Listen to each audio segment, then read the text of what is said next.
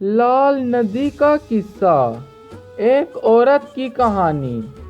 ایک سلطنت تھی، وہ سلطنت بڑی ہی خوشحال تھی۔ اس سلطنت میں کسی چیز کی بھی کمی نہیں تھی۔ دور دور سے لوگ اس سلطنت کی خوبصورتی کو دیکھنے کو آتے۔ خاص طور پر اس سلطنت کے پاس ایک ندی بہتی، اس کو دیکھنے آتے کیونکہ وہ بہت پیاری تھی۔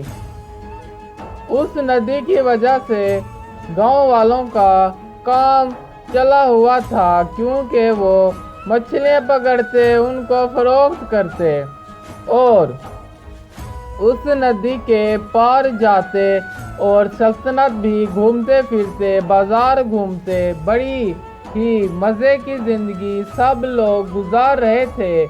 اس ندی کی وجہ سے وہاں پر ان کی زندگی گزر رہی تھی، کیونکہ چھوٹے چھوٹے کام کے لیے ان کو پانی کی ضرورت پڑتی۔ چونکہ ندی پاس ہونے کی وجہ سے انہیں کسی بھی چیز کی فکر نہ ہوتی، وہ ہنسی خوشی اپنی زندگی گزار رہے۔ کچھ مچھوارے آتے ندی کی طرف، مچھلیاں پکڑتے، کچھ لوگ ان کو بیچتے تو کچھ لوگ ان کو گھروں میں پکاتے، یوں اپنی زندگی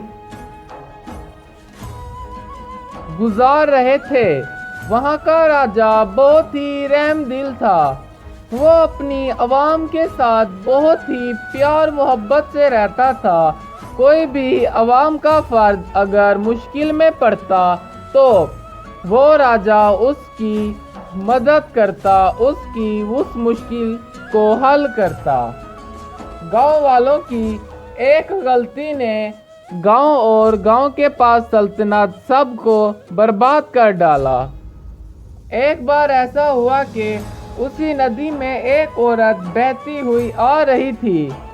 گاؤں والوں نے بڑی دور سے دیکھا کہ کوئی چیز بہتی آ رہی ہے اور اس عورت کے پاس ایک بڑی سی بوری بھی بہتی ہوئی آ رہی تھی، جس میں ان کو سونا لگا کہ اس میں شاید بہت سارا سونا ہو، کیونکہ بوری کے باہر ہی تھوڑا تھوڑا سونا لگا ہوا تھا۔